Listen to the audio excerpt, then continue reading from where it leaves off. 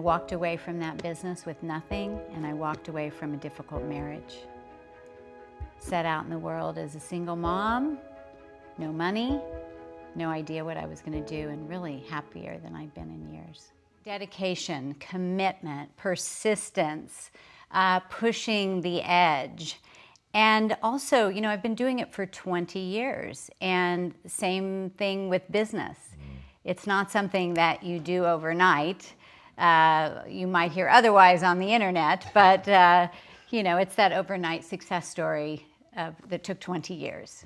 So, talk to me about pushing the edge. What do they mean by that, or what do you mean by that? I think pushing the edge is doing things differently. It is seeing how far you can go. And I remember, you know, going back to the gymnastics metaphor, when you think of people like Olga Korbut, if those remember, and Nadia Comaneci. At the time, nobody had ever scored a perfect 10. The thought that that could even be done, they said, was impossible. And once Nadia Comaneci did that, then there was another perfect 10, and someone else did a perfect 10. So every time you can push your life a little bit further, there's a breakthrough, and then there's a door that opens, and a whole new pathway opens up. It's really interesting. Talk to me about, what is it like the very first time you're going to do the trapeze and you're climbing up? What do you have to deal with? What's running through your mind? Well, when I think back to that first time, I was terrified.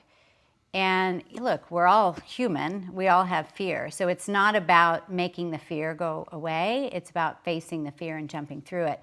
But when they said HEP, which means go, my feet stuck to the platform, and it didn't go. I wasn't moving. And so somebody on the board just kicked me off. Oh. Really, literally put their foot behind my knees, and I was flying. But once I got about halfway up in the air, I was like, ooh, that's that familiar feeling. And from then on, I was just hooked. Okay, I have to ask. So we live in a world where I think we're going to get a mixed reaction from them kicking you onto the thing, but it really excites me. And I feel like that's something that a lot of people never get that in their life. And so they get stuck at that moment where they want to do it, but just some primitive part of their brain is saying absolutely not. Yeah. What do you think about that? Are you glad they gave you that little kick? Yeah. I kick my clients all the time. I mean, not literally. Yeah, see, okay, now we're just going to get into really weird waters, but I find that this is really fascinating, and I wonder myself. So I had a moment, not quite that cool, but when I didn't want to leave for college, and my mom all but kicked me out of the house and was like, you are going to go do this. And ended up being tremendously valuable in my life, and I've thanked her profusely for refusing to let me back down. How do you get your clients to push to that? I'm sure that's something, especially when it comes to business, people are absolutely petrified of either embarrassing themselves and looking stupid or really losing money. Yes. How do you help them over that hump? Well, I really get to the core of what is driving that, and I actually give credit to that as my life as a homeopathic physician, and that's interesting. We might get to that a little bit later. But in homeopathy, which is a holistic type of medicine that treats the whole person, you have to get to the core. You know, if your house is burning down, you're not going to just bang the fire alarms. That's not going to put the fire out. You have to get to that burning ember. So if someone is having fear or panic or worry, get to, when was the first time you felt this way? What was really going on in your life at that time? To show them that that's not what's happening now. That's the past. Because we are driven by our unconscious mind. 96% of our actions are from our unconscious mind, which develops in the first, 3 to 7 years of life. So we really need to get to that core. If you just keep telling someone, do it, do it, do it, they might do it for a little while, but they're not going to stick with it. I'm deeply distressed by how much of our, what I call frame of reference, is determined that early in our life. Is that a formal part of your coaching? Like, do you really track back? And I ask because if you do, I would really love to know what's the process of questions or whatever that helps people identify that. how often are people already aware and they don't want to talk? And then how often is it they really don't realize that's what's driving them? Most people don't realize it. I mean, I'm sure I don't realize it in the moment. It's not that you're going, oh, well, that's an unconscious action and that's a conscious action, right? And I think you've got to test the waters a little bit. Some people are more open than others. But most people really want change in their life. They want to have that breakthrough. They don't want to be in that stuck place.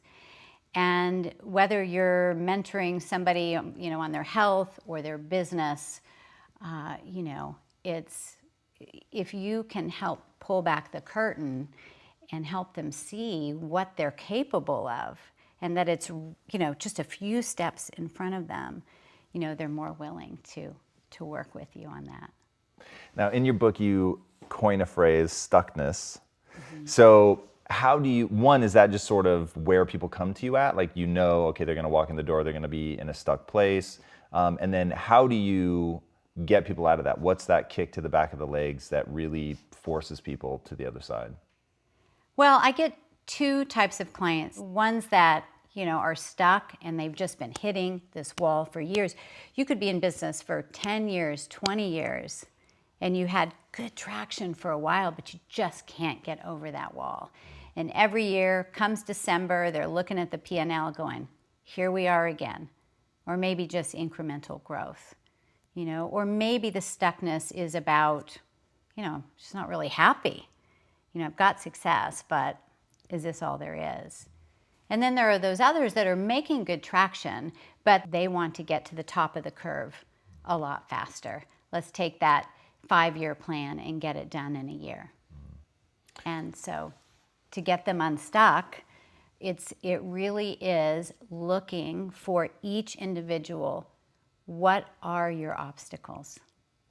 If you could choose one or two things that would just excite you to get them out of the way, what would they be? And really dive right into that pain point and work to, erase that.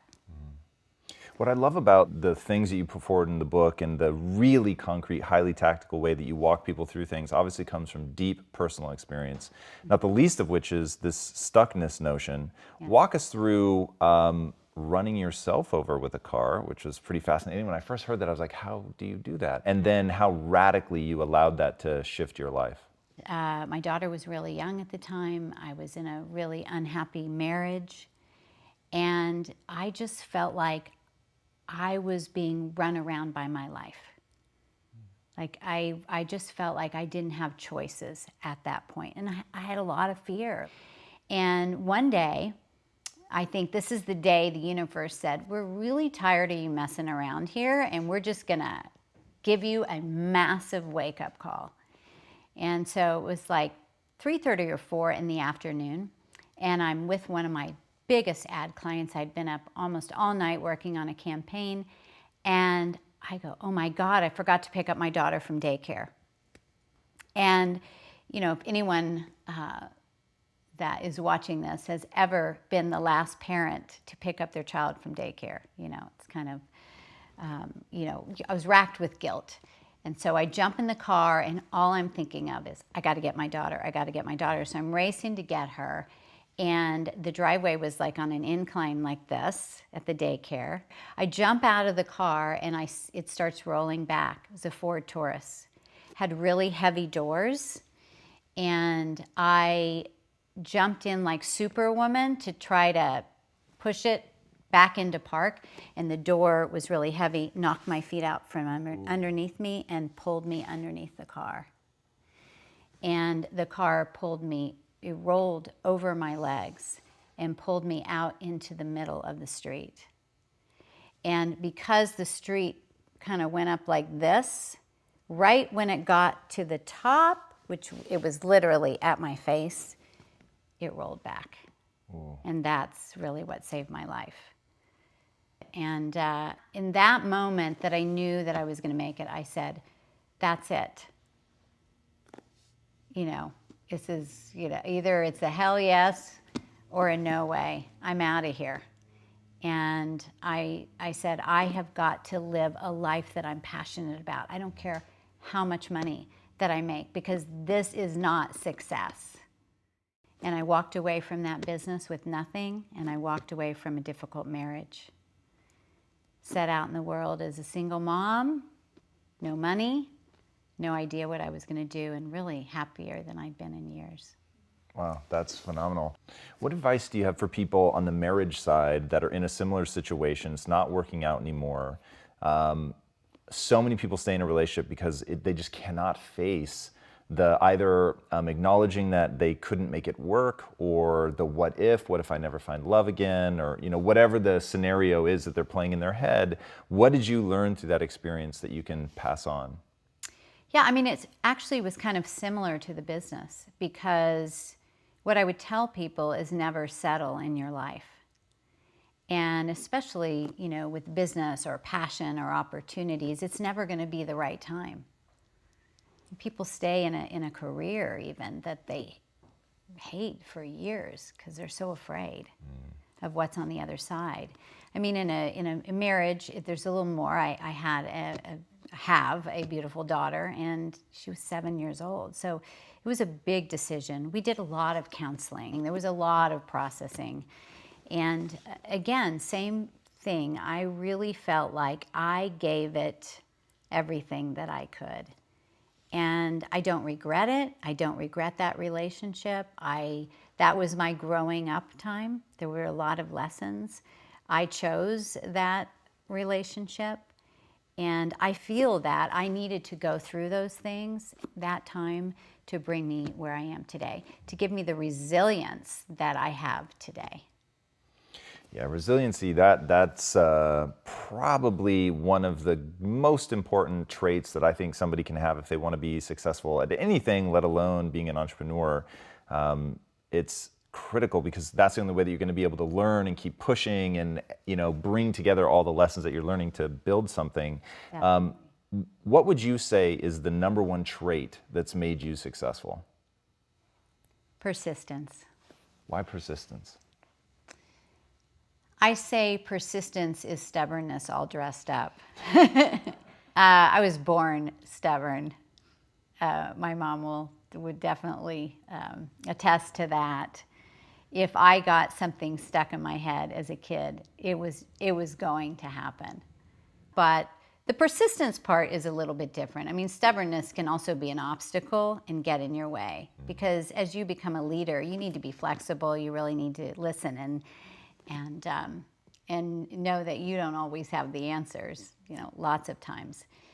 But persistence is that you are so determined that you're going to make it happen, even if it looks like all the cards are against you. Even if you wake up going, there is absolutely no proof that this is going to happen. But if you have that persistence inside of you, that you're just going to stick with it, and you're just going to stick with it until it happens, it always does. It always does. What's the process that you use for that? Because I loved what you said earlier, and this is something that my mom said to me when I was a little kid as well. And I think there was a TV show called like My Friend Flicka or something. And the kid that rode the horse in the show didn't know how to ride a horse. But his mom said, if anyone ever asks you in an interview or an audition, if you know how to do something, just say yes and we'll figure it out. So they said, do you know how to ride a horse? He didn't, but he says yes. They, hire him, and then he goes and learns before they shoot for the first day. And when my mom told me that story, that always stuck with me. So I love that. But many people don't know how to follow that up with how to go learn how to ride the horse. So in your tenacity, your perseverance, sticking through with something, what is your process? And this is the thing that I want people to really understand about your book. There's no fluff or hype in your book. You're just like, do this, do this, do this, learn this, go here. It's like, it's so instructional. It's basically an instruction manual, which I love. And it's one of the reasons that I respect the book so much. So what is your process for when you've said yes and now you have to go learn? How do you actually, in an efficient manner, go learn something new? Well, I mean, in the book, just backing up a little bit, I wanted to not only inspire people to break through and to be able to scale their business in this last book, but I want to give them the steps to do it. Let's make it easy. Business doesn't have to be complicated. But I think that as far as persistence goes, and once you say yes and your back's against the wall, you got two choices. You can look like a complete fool because you kind of, oh yeah, I can do this. You've got to back it up. So having a little pressure on you, I think, is a good thing. I know that when I was a single mom and I had no money, and I mean getting purses and shaking them out, trying to find a few coins to be able to go get a cup of coffee, there's something about being there that's really good and humbling, because it makes you want that more and to say, you know what, that's the impetus that's going to push you forward. And, I think the beginning is ask for help. I think that people feel like asking is a sign of weakness. Asking for help is a sign of weakness. And I really feel like it's a sign of strength. And it's just smart. If you ask someone that's been there and done it, they're walking the talk, then they're going to get you directly to where you want to go. It's like a geoforce moving you forward to your solution. Yeah, it's interesting. When I hear people talk about solutions, I think about one of the most important things that you had in your book, which is clarity. And your whole notion of it's either a hell yes or a no way. And how does that all work together? What is the concept of hell yes or no way? Why is clarity so important? Yeah, the hell yes or no way first came to me, after that accident, when I think that when your desire for change becomes stronger than your fear. Because your fear will keep you crippled, will keep you paralyzed. But when you want it so badly that you're like, you know what, fear, out of my way, that's really where the breakthrough happens.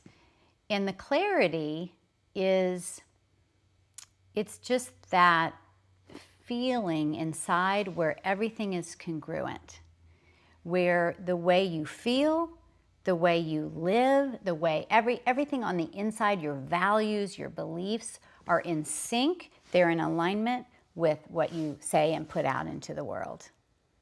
I think there are a lot of people that are depressed, ill, because they're living one way, but they're feeling another, and there's this constant battle. There's this constant fight. So the clarity comes when it finally all comes together, and it just feels like, whew, yeah, that feels right. That feels good. What can somebody watching now, what kind of process can they go through to get the level of clarity that they're going to need? Yeah, so it obviously depends on what type of clarity they're looking for. But I really like to give people the space to do that. I think that if we're pushing it and searching, it doesn't always come. So when you can get yourself into a creative space, like when you're a kid and you're just playing and having fun, you are who you are. You are in alignment. You're not doing it because you have responsibilities or you have demands or you're going to feel guilty if you don't do it. You're just doing what feels right.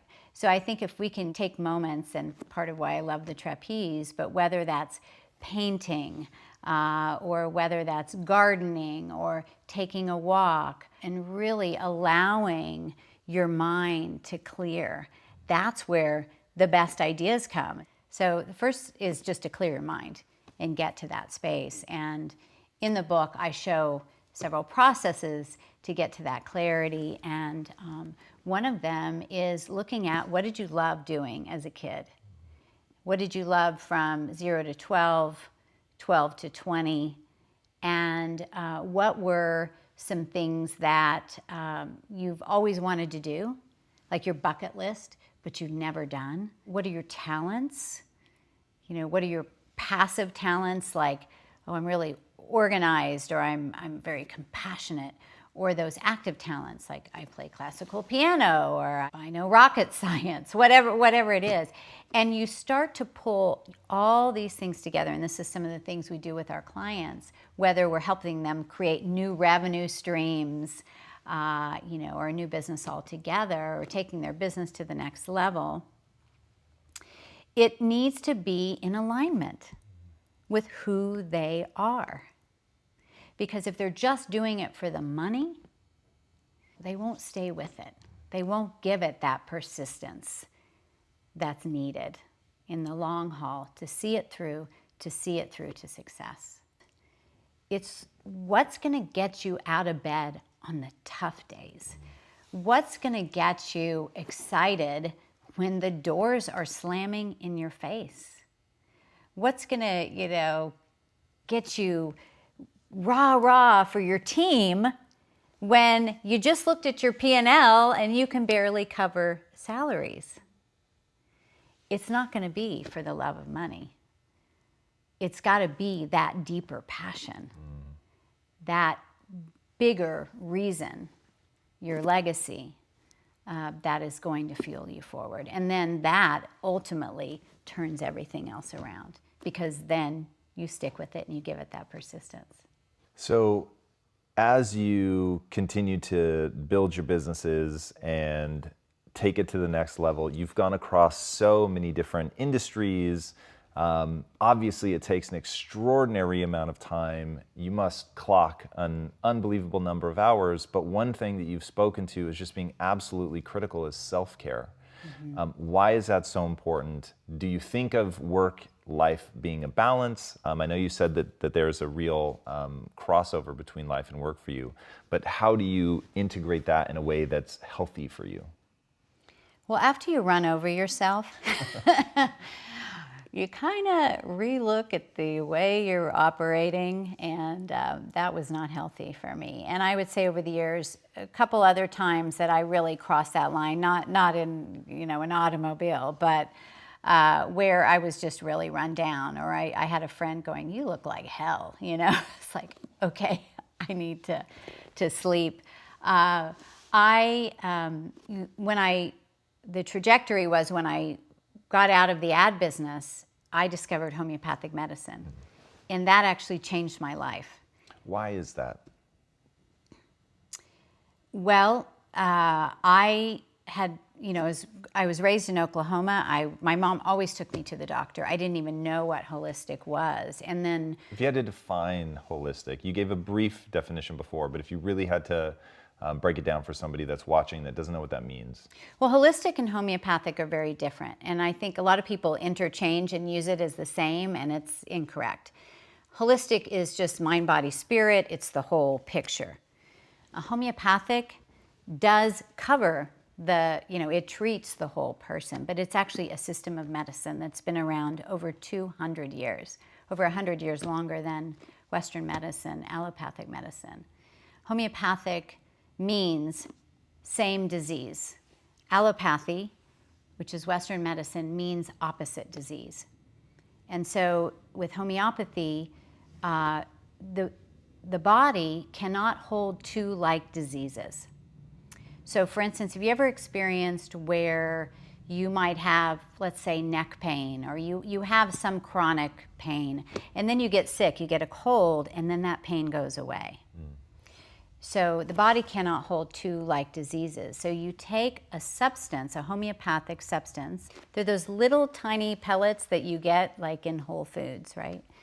And they are highly diluted substances, plant, mineral, animal. So there's not the actual substance anymore. It's the molecular structure. And this is where so many people poo-poo it, say, nothing's there. But they have actually been able to show that the water holds the molecular memory. And so by taking a substance that causes the symptoms that your body is experiencing, one knocks out the other. That's the law of similars. And so that's really what happened to me. Here I was, had the car accident, major change, leaving a marriage I'd been in for 9 years. My confidence was like this. I was, just did not have a lot of clarity at the time. I had aches and pains. I had tire tracks on my legs from the car. I went to this homeopath. Somebody referred me, and she chose this one homeopathic for me.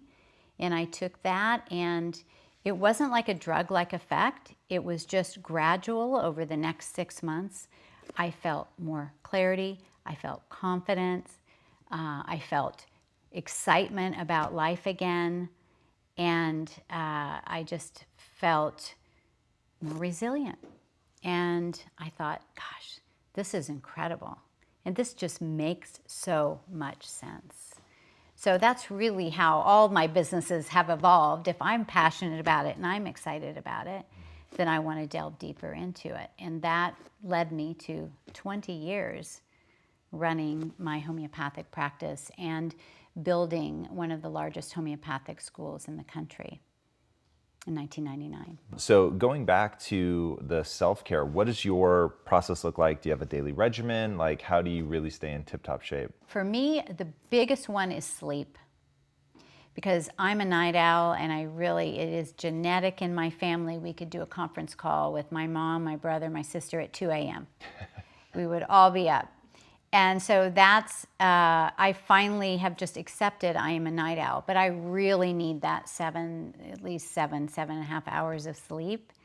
And so I will just plan out my week. If I know I'm going to be up late because I get this creative burst and I allow myself that, I make sure I don't schedule anything till a little bit later on in the morning or late morning to get started. So that is a gift to myself.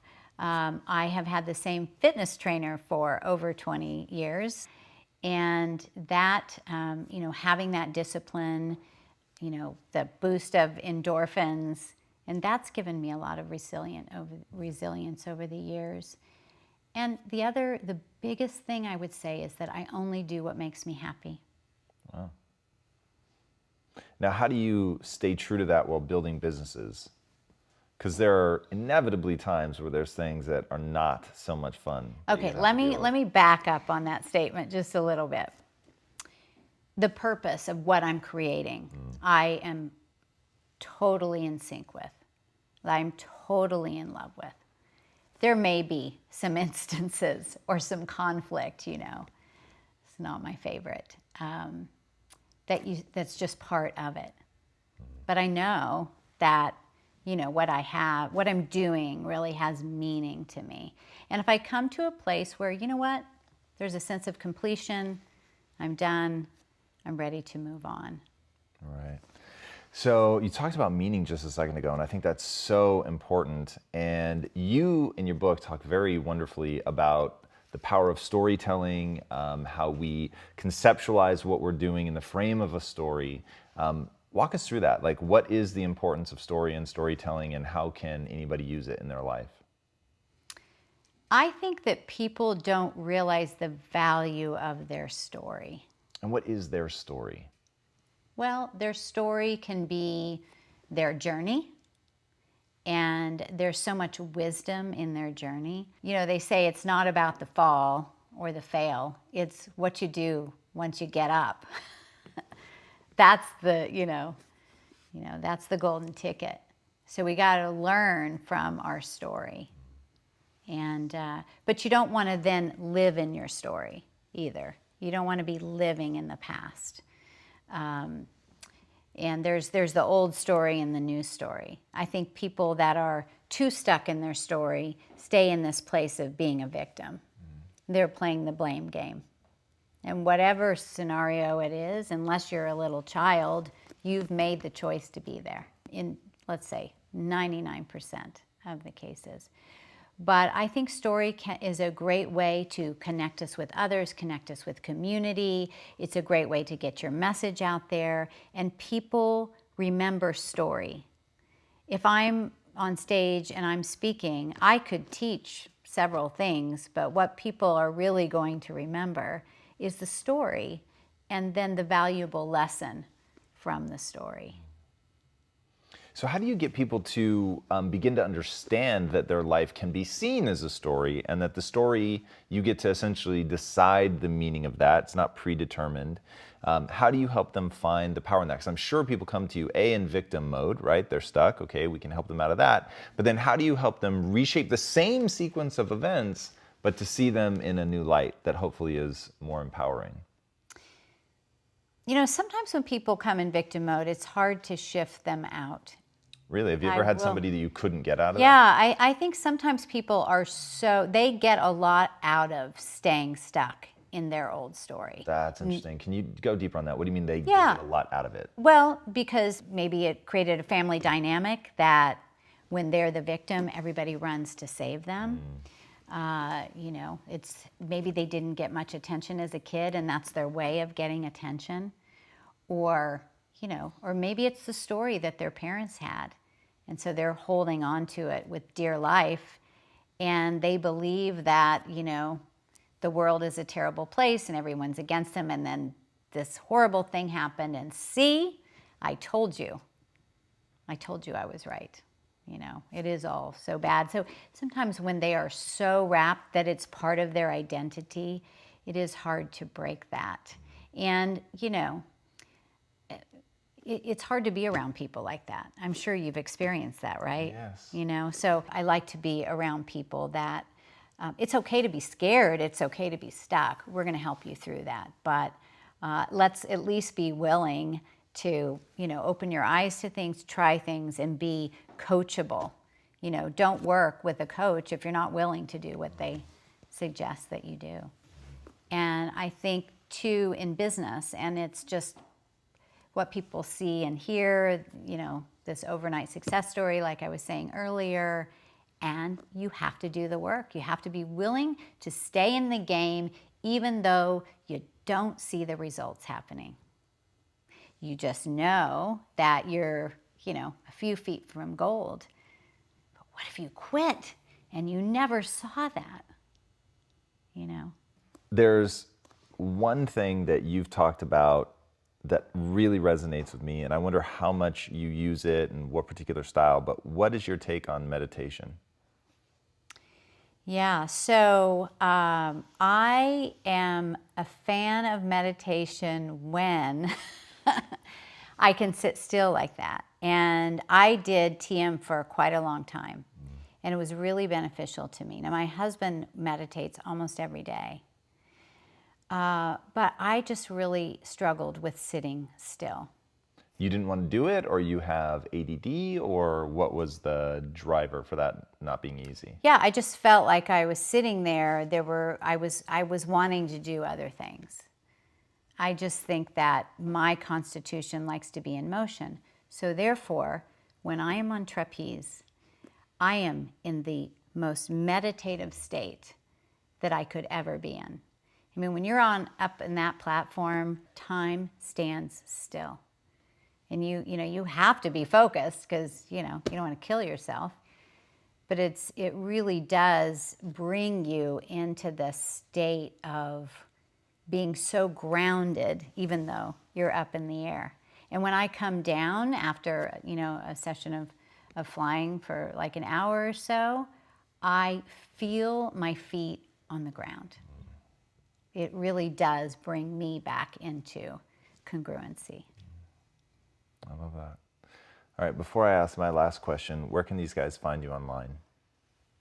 Well, go to my website, AllisonMaslan.com, or Pinnacle Global Network, which is our mentoring company. And yeah, and wherever books are sold. Fantastic. All right, my last question. What is the impact that you want to have on the world? Well, I believe I've been given this gift to understanding business, and I truly believe that business owners are the change makers of the world. They're the innovators. They are the inventors. And whether it's health or technology or the environment or making people feel more beautiful, whatever it is, that if I can help them to break through, then it is my way of elevating consciousness through business. One business owner at a time, and ultimately impacting millions. That's how you change the world. Awesome. Allison, thank you so much. That was wonderful. I hope you found this valuable, and if you want more support, guidance, wisdom, inspiration to scale your business from top business experts, check out this video